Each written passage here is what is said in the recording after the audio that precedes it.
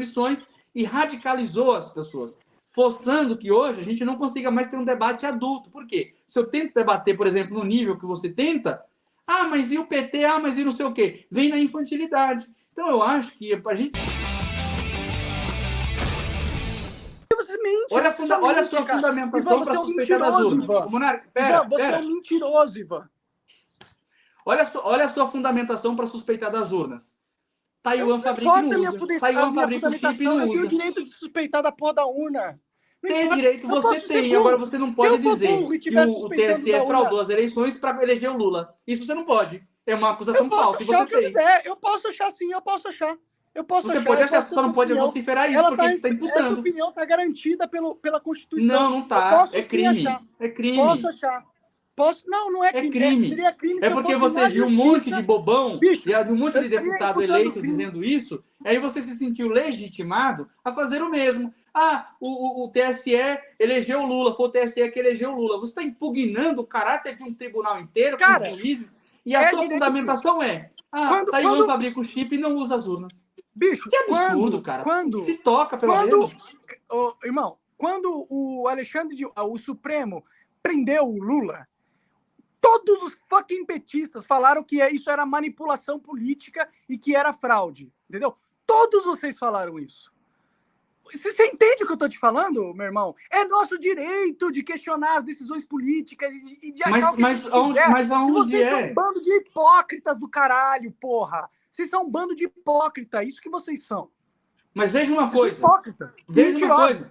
Escuta aqui, e presta atenção. Ainda bem que você trouxe isso. Ainda bem que você trouxe isso, porque dá a oportunidade da gente fazer um recorte da história. Porque, veja, o Supremo, a Constituição diz, lá no artigo 5º, no artigo 5º, inciso 57, que ninguém será considerado culpado até trânsito julgado de sentença penal condenatória. Ou seja, ninguém será considerado culpado até a sentença transitar de julgado. Ou seja, esgotou todos os recursos. Acontece o seguinte, que o Supremo, naquele caldo que estava acontecendo de manifestações, de impeachment e tudo mais, mudou o entendimento para que a condenação a partir de segunda instância começasse a cumprir a sentença, violando o inciso 57 do artigo 5º. Isso foi uma clara e flagrante violação constitucional. Isso estava flagrante. Que esses caras fazem isso, hein? Quem diria? Isso estava flagrante.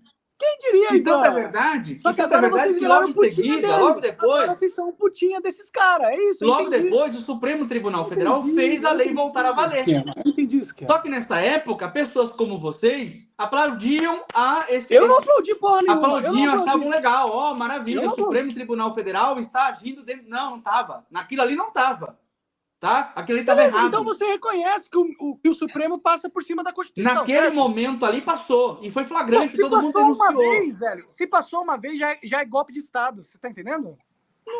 Bom, ali, dentro daquele contexto ali, sim, foi um golpe de Estado. Dentro daquele contexto, foi um golpe. Mas não foi o Supremo que deu.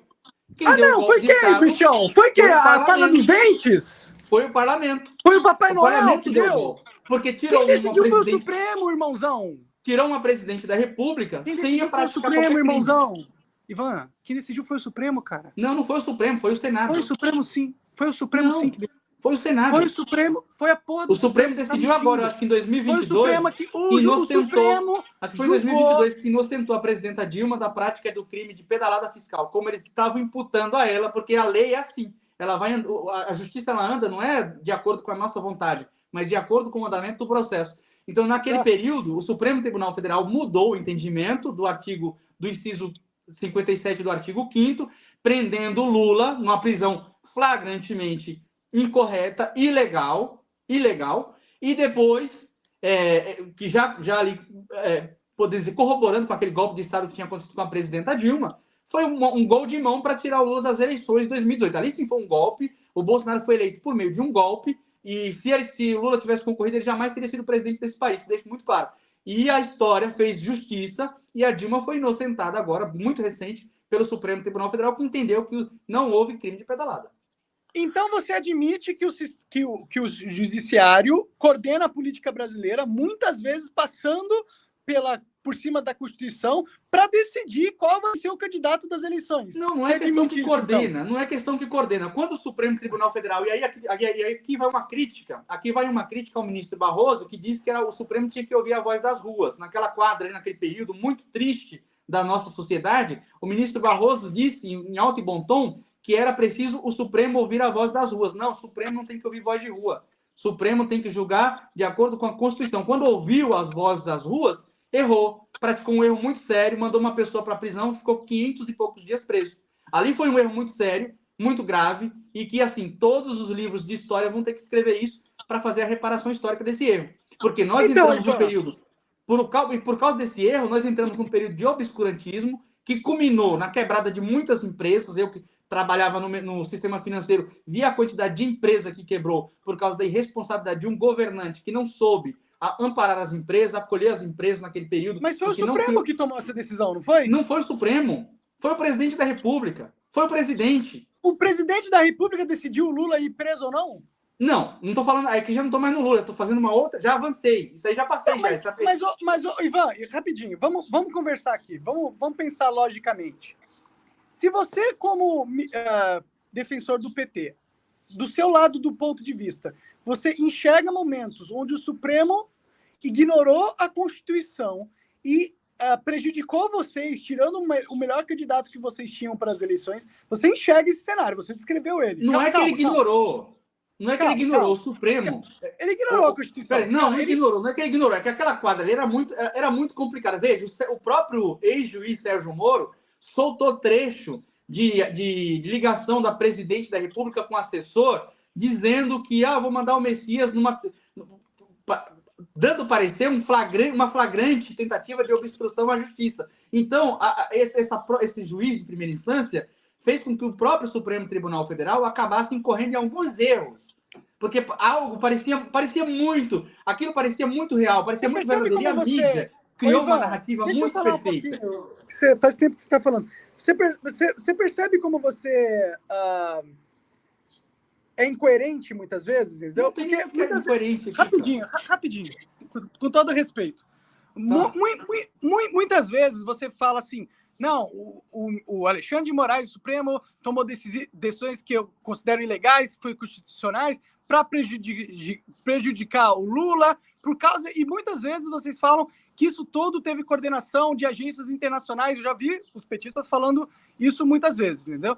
E aí, quando eu falo para você que, então beleza, realmente concordo, o Supremo tomou o poder, virou ele o poder moderador que coordena a política brasileira, você discorda de mim, entendeu? Você percebe como é incongruente as duas posições. Você não pode aceitar os dois fatos como sendo verdade, entendeu? Você não pode aceitar que o ministro do Supremo e o Supremo deram um golpe de Estado, tirando a Dilma, e você não pode aceitar que agora eles representam... Não, eu não disse que o Supremo deu golpe de Estado tirando a Dilma. Presta atenção. Você disse. A questão aquele foi um golpe parlamentar. Quem tirou foi o Senado. A questão que você disse.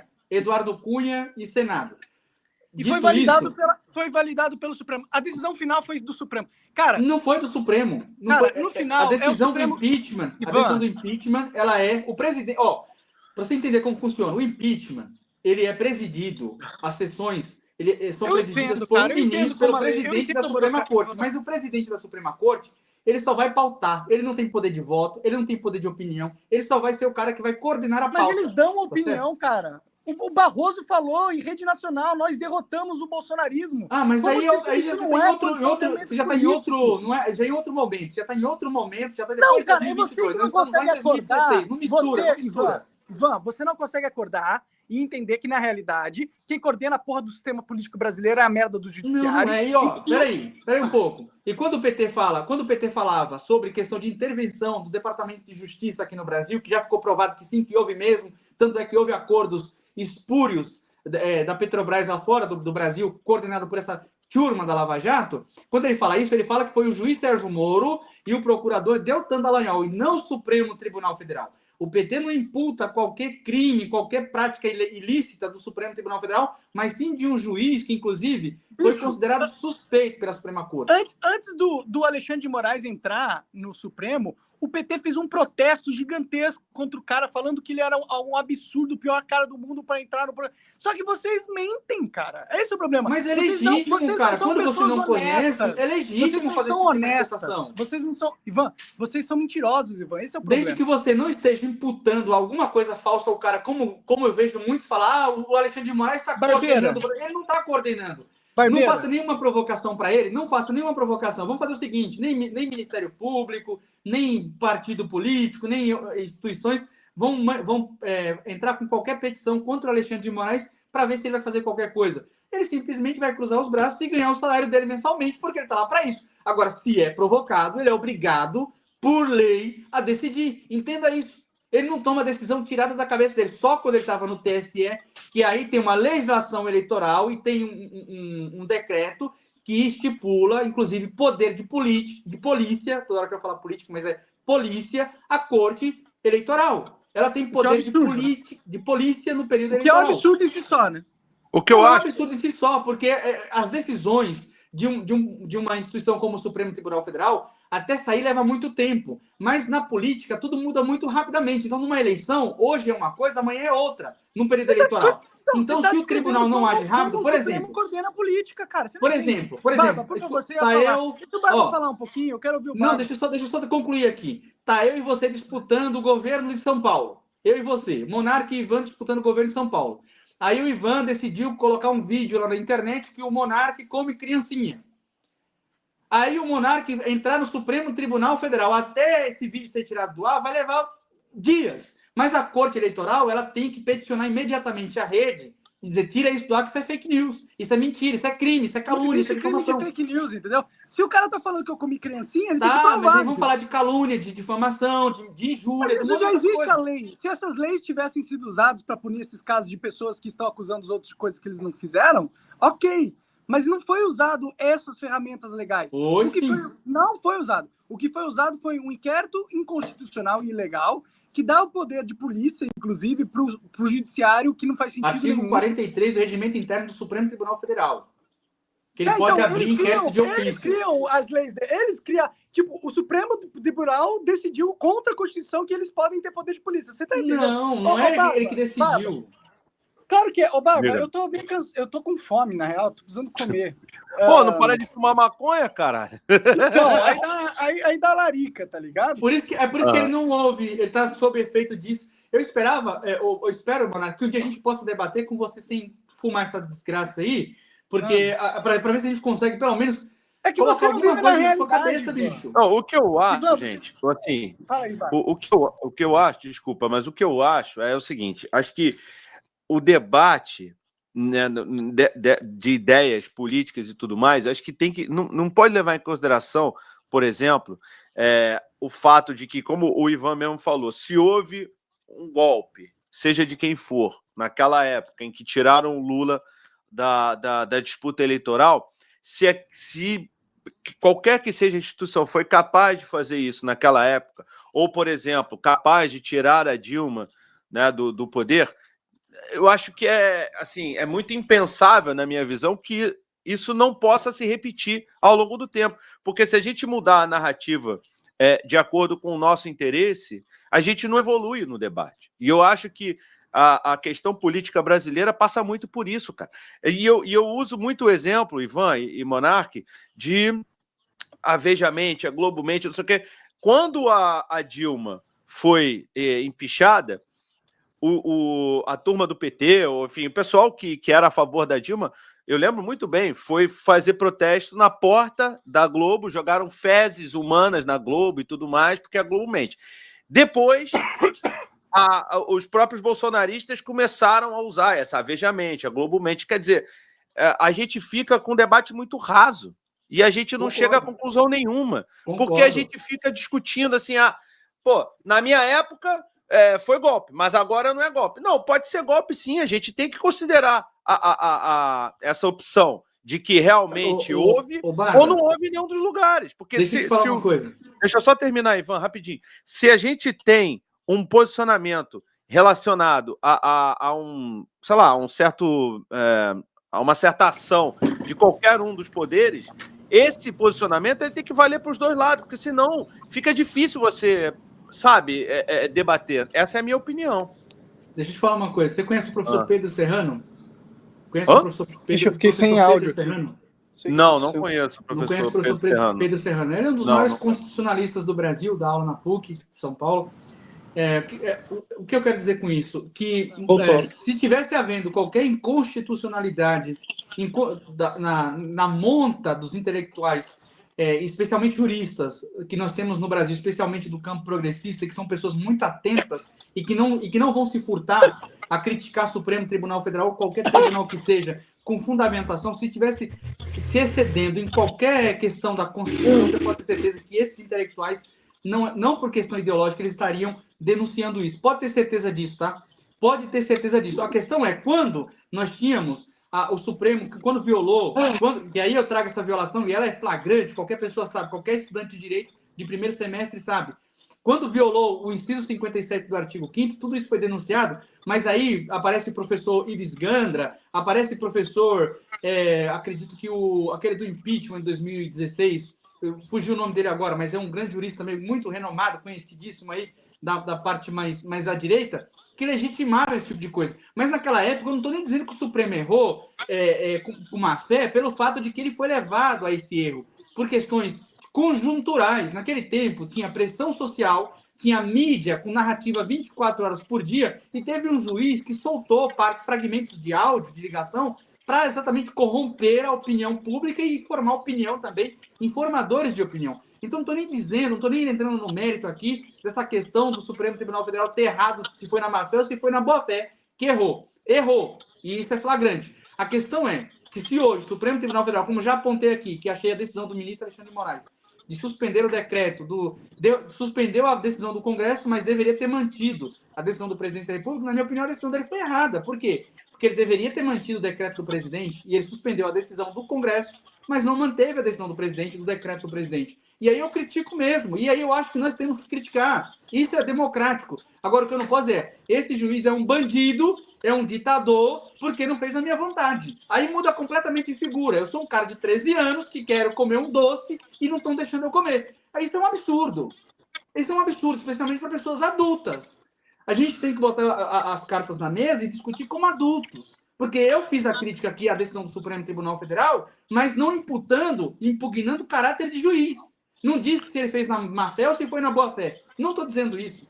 Mas a questão é, quando eu falo, o cara é um ditador porque ele tomou uma decisão que eu não gostei. Mas juiz, ele toma uma decisão que vai desagradar um lado mesmo. Seja o lado da direita, seja o lado da esquerda. Quando desagradava o lado da esquerda, da direita, toda a direita, Jovem Pan, turma aí toda aplaudindo, dizendo que o Sérgio Moro era o cavaleiro de um cavalo branco que veio salvar o Brasil e tudo mais, estava corrompendo o sistema. Naquele tempo descredibilizou a mídia, descredibilizou as instituições e a política. Aí nós elegemos um pilantra, um criminosinho sorrateiro como é o Bolsonaro, e veja o que aconteceu com esse país. Desmoralizou ainda mais as instituições e radicalizou as pessoas, forçando que hoje a gente não consiga mais ter um debate adulto. Por quê? Se eu tento debater, por exemplo, no nível que você tenta, mas e o PT? Mas e não sei o quê? Vem na infantilidade. Então, eu acho que para a gente ser adulto e debater com fundamentação, você tem que estar impugnando o caráter das pessoas. Chamar alguém de ditador, dizer que vive numa ditadura. Ora, critiquei o ministro Alexandre de Moraes. Se for uma ditadura, daqui a pouco, então, estarei eu sendo torturado. Isso é uma bobagem, isso é um vitimismo, que sempre disseram que a esquerda era vitimista, que a esquerda ficava de mimimi, mas eu nunca vi mimimi tão grande como essa turma, que tá me perseguindo, tá não sei o quê. Não tá, isso se chama devido processo legal. O Lula, no período da Lava Jato, ele foi levado de forma coercitiva, teve a condução coercitiva, sem ele sequer receber uma intimação, um convite para ir depor. Levaram ele de forma coercitiva. Bolsonaro, todo depoimento que ele foi, não foi coercitivo, ele recebeu a intimação, com hora e dia marcado para ele ir lá e prestar o seu depoimento, sem holofote, sem mídia, sem todos aqueles espetáculos. Isso se chama Estado Democrático de Direito, devido processo legal sendo seguido à risca. É isso que nós estamos assistindo, a Constituição sendo cumprida. No mais, é acreditar em narrativa, para, enfim, confortar o coração das pessoas que acreditam nesse espectro político, e reforçar as opiniões. Mas o fato é que nós estamos sim vivendo uma democracia no Estado democrático de direito. Inclusive, estamos aqui com a nossa querida Olha aí, ó. Essa aí eu vou te falar que essa casa me surpreendeu, rapaz. Porra, é bem legal essa Seguro Bet. Você tem um link aí pra entrar? Tenho, tá aqui na descrição. Então entra pelo link do Barba, se for matar a curiosidade lá. Entra pelo do Barba pra dar moral pro podcast. Mas, porra, essa casa é bem legal, viu?